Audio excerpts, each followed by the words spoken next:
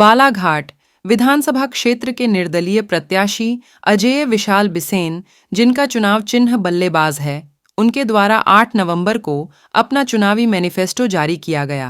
इस दौरान उन्होंने बताया कि बालाघाट जिला मुख्यालय से लेकर ग्रामीण क्षेत्रों और नौजवानों और हर वर्ग के लिए किस तरह से काम करेंगे। इसमें कई ऐसे मुद्दे उन्होंने शामिल किए हैं जिनको वर्षों वर्ष से किसी भी सरकार या फिर बालाघाट जिले के जनप्रतिनिधियों ने उठाया नहीं है या कहे कि इस ओर कभी ध्यान ही नहीं दिया है। चलिए सुनते हैं निर्दलीय प्रत्याशी अजेय विशाल बिसेन इस विषय पर क्या पूरी जानकारी दे रहे हैं। उससे पहले बालाघाट जिले की हर अपडेट खबर अपने मोबाइल पर देखने के लिए हमारे चैनल को करें सब्सक्राइब और हमारे साथ बने रहे पूरी तरह से अपडेट। आज जो है हमने आपको इसलिए बुलाया है प्रेस वार्ता में कि आज हम अपना मैनिफेस्टो जारी कर रहे हैं, अपना घोषणा पत्र जारी कर रहे हैं, क्योंकि कहीं ना कहीं मेरे विधानसभा क्षेत्र की जनता यह चाह रही है कि हमारा निर्दलीय प्रत्याशी जनता का बेटा अजय विशाल बिसेन हमारे लिए भविष्य में क्या करना चाहता है वह हमको बताएं। और इसी कड़ी में जनता तक अपनी बात पहुंचाने के लिए और हम यह चुनाव लड़ रहे हैं, उस चुनाव में हमें जनता आशीर्वाद देती है, हमें विजय प्राप्त होती है। तो आने वाले 5 सालों में जनता के लिए क्या काम करेंगे, हमारे मतदाताओं के लिए क्या काम करेंगे, हमारी देवतुल्य जनता के लिए क्या काम करेंगे, उसकी जो संपूर्ण जानकारी है वो हमने इस मैनिफेस्टो में डाल दी है। जो मुख्य मुद्दे हैं, जो अति आवश्यक चीज़ें हैं वो इस मैनिफेस्टो में हैं। इस मैनिफेस्टो के साथ में एक अपील भी है, हमारे चुनाव चिन्ह का इसमें हमने दर्शाया भी है चुनाव चिन्ह को, और एक अपील भी जारी की हुई है। मैनिफेस्टो मतदान की अपील है। इसके बाद में इसका जो पहला पृष्ठ है, इसमें हमारे जो मुख्य मुद्दे हैं इस चुनाव के, उनको हमने इसमें डालने का प्रयास किया है, सेकंड पेज, थर्ड पेज में, और लास्ट में हमने एक अपील दी है। तो मैं मैनिफेस्टो पे आता हूँ।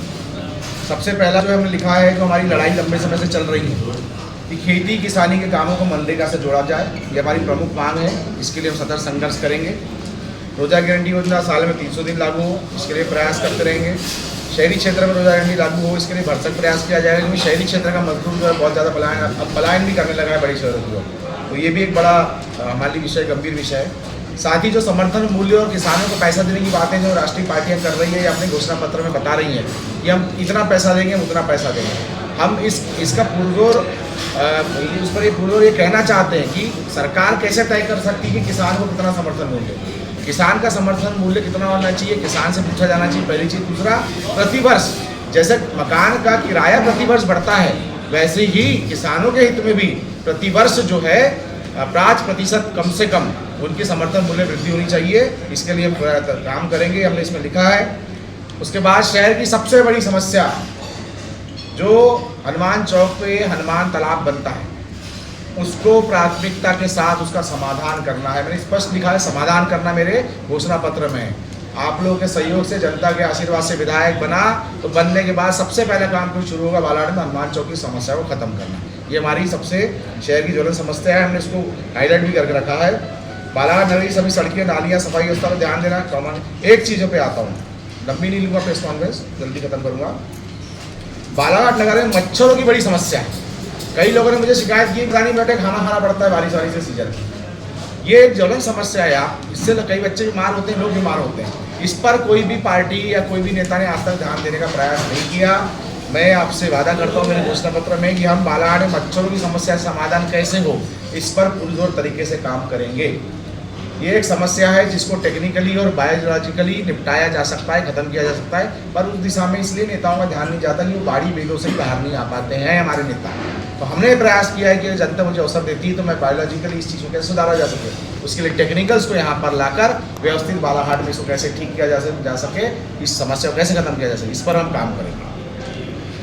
फिर एक बड़ा मुद्दा है पवार छात्रावास का।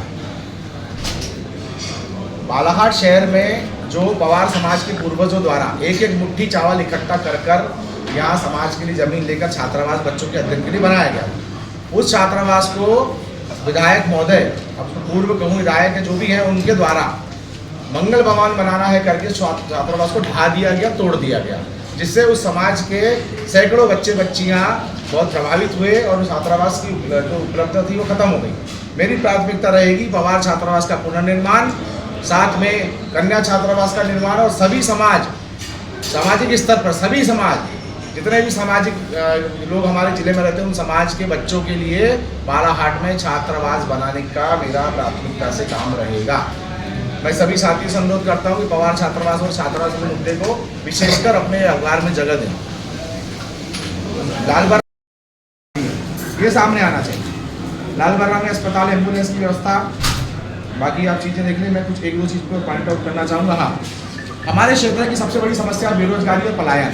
सुशिक्षित बेरोजगार, खासकर 12th ITI BA BCom BSc बच्चे पढ़े हुए जो हैं, बच्चे और बच्ची हमारे बेटे बेटियाँ, इनके पास लोकल में रोजगार नहीं है।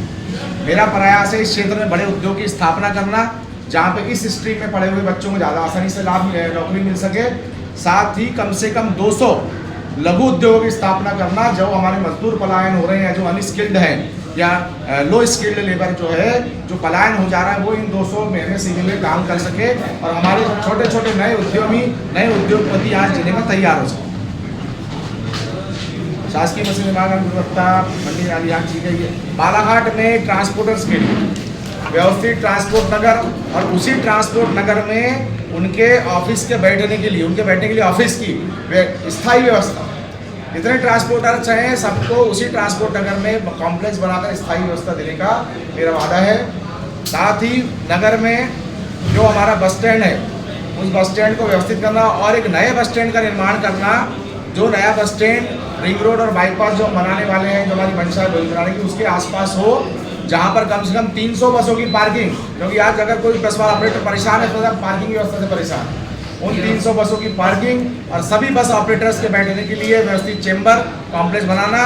हमारे जो ड्राइवर, क्लीनर साथी, हेल्पर साथी है, उनके नहाने, रुकने, खाने की व्यवस्थित व्यवस्था करना ताकि वो परेशान न हो सके। ये हमारी प्राथमिकता रहेगी। बालाघाट शहर में कोई भी टाउन हॉल नहीं है। प्राइवेट संस्थानों की जगह किराए पर लेना पड़ता है किसी कार्यक्रम के लिए, इसलिए बालाघाट में व्यवस्थित टाउन हॉल बनाया जाएगा। साथ में लाइब्रेरी बनाई जाएगी सर्व सुविधा युक्त, और ग्रीन गार्डन, एक व्यवस्थित गार्डन जहाँ पे हम कह सकें कि ये गार्डन है, जो वर्तमान में है वो नहीं, जिसको हम कह सकें कि बच्चों को खिलाने गार्डन जा रहे हैं, या वो गार्डन जैसा लगे वैसा गार्डन बनाने की हमारी मंशा, उस पर हम काम करेंगे। मोती गार्डन को हाईटेक करेंगे।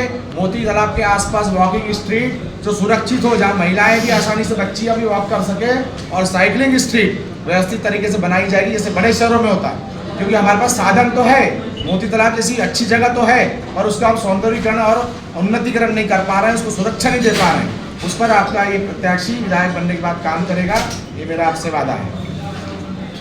इसके अलावा और भी बहुत सारी चीज़ें